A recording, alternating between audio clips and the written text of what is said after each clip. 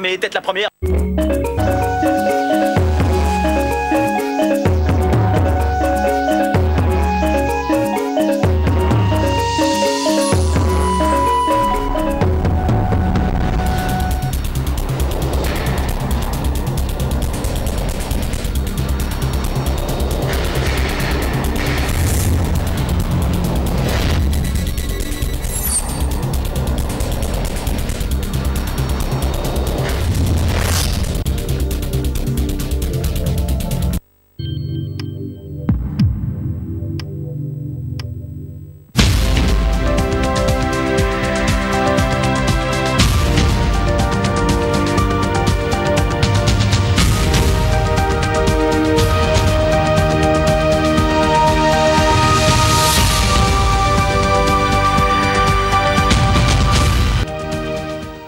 Mesdames, Messieurs, bonjour à toutes et à tous. Bienvenue au journal.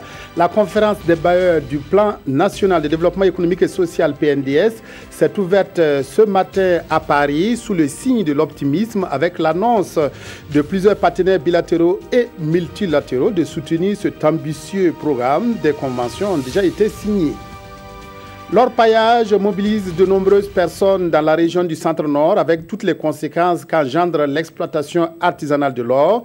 Nous ferons ce midi un focus sur cette activité à l'occasion de la célébration du 11 décembre 2016 à Kaya. La conférence des bailleurs du Plan national de développement économique et social PNDS s'est ouverte ce matin à Paris sous la présidence de Roch-Marc Christian Kaboré. La table ronde devait mobiliser près de 6 000 milliards de francs CFA pour financer les premiers mois du PNDS. Des partenaires bilatéraux et multilatéraux se sont prononcés en faveur d'un soutien du plan.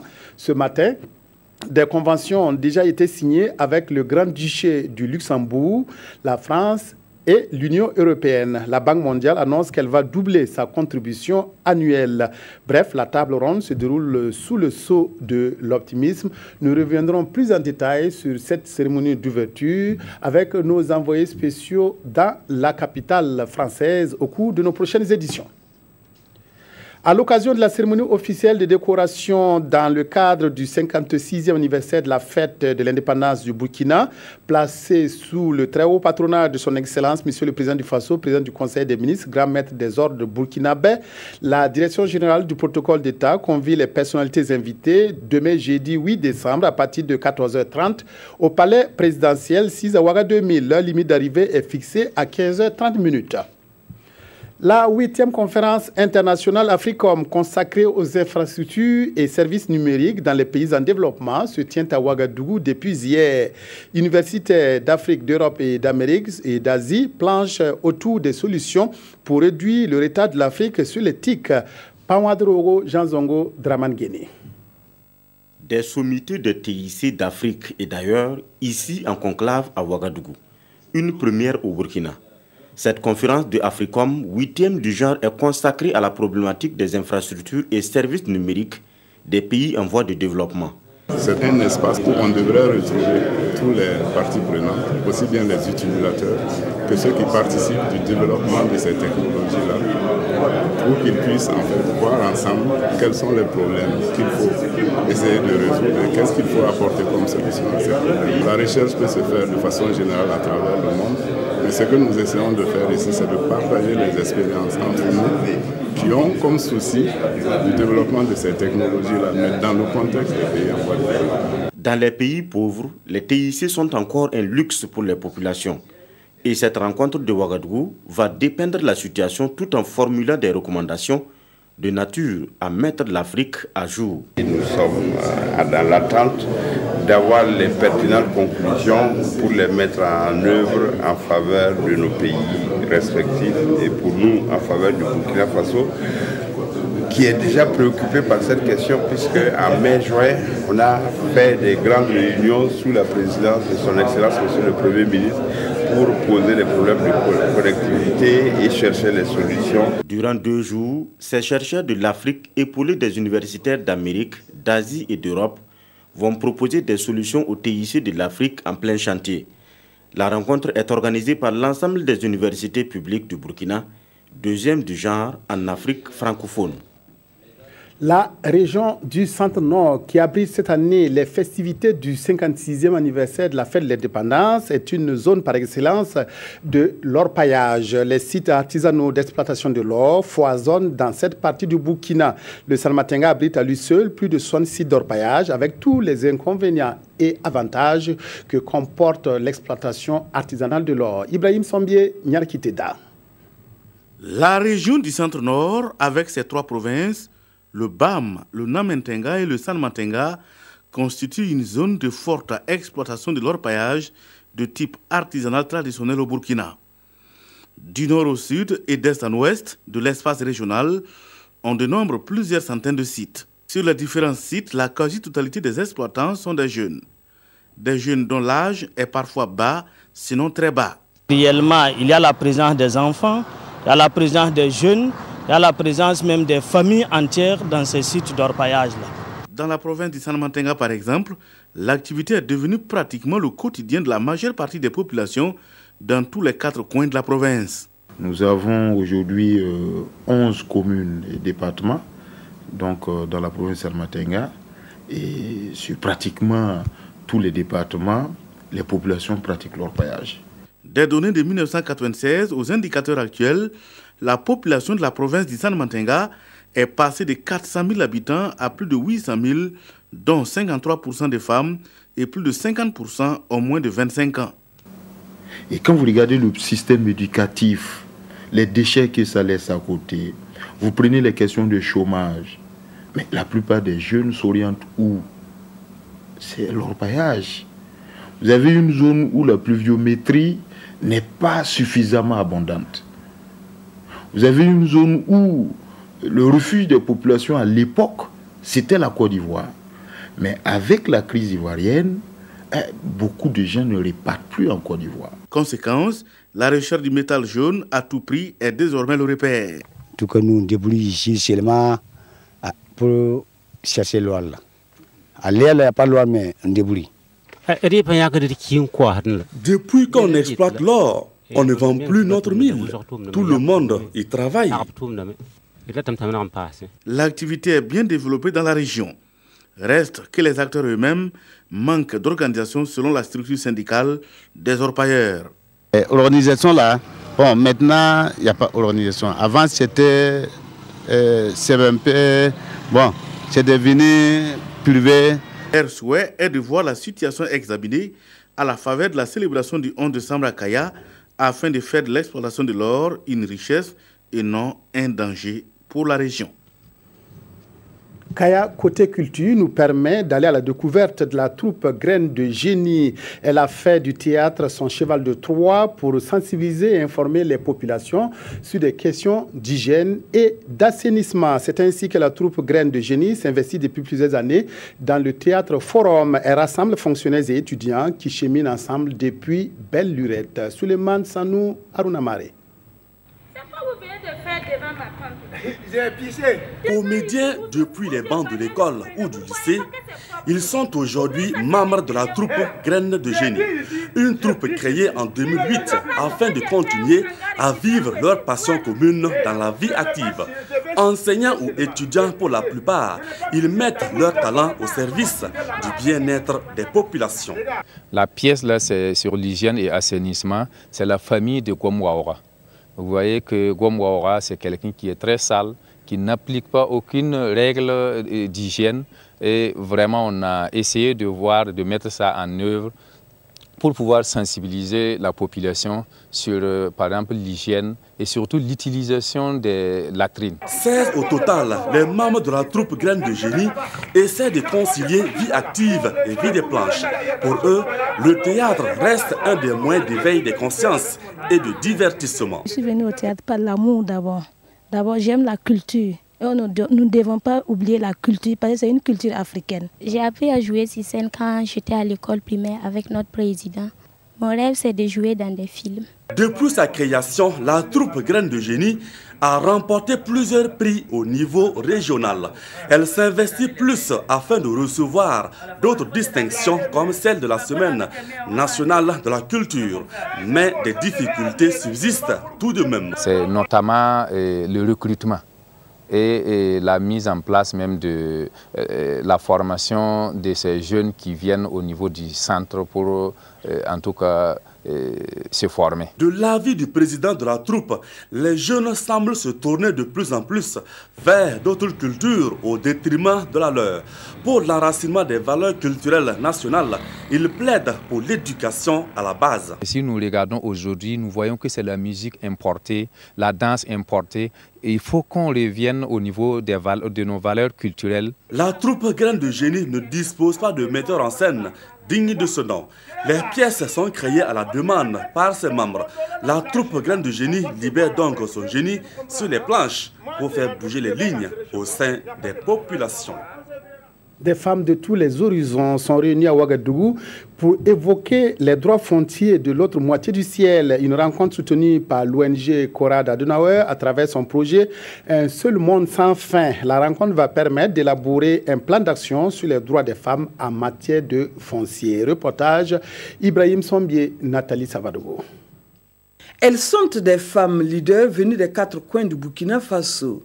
Réunies à Ouagadougou, dans le cadre du projet Un seul monde sans fin, les droits fonciers des femmes, elles veulent tracer une feuille de route pour bien mener leurs actions sur le terrain. C'est des organisations de la société civile, des femmes rurales, des femmes des partis politiques. On se retrouve pendant 2 jours avec l'appui de Konrad, notre partenaire, pour nous accompagner dans l'élaboration de notre plan d'action. Un plan d'action qui sera pour nous une feuille de route pour pouvoir mettre en œuvre nos actions sur le terrain et espérer un changement formidable. La discussion sur le droit de foncier, c'est aussi une discussion extrêmement politique qui touche aussi soit la situation légale ou juridique du pays et aussi de ses habitants. Mais c'est aussi une discussion qui touche le problème de leadership des femmes en général. Mais la discussion touche aussi l'avenir du pays.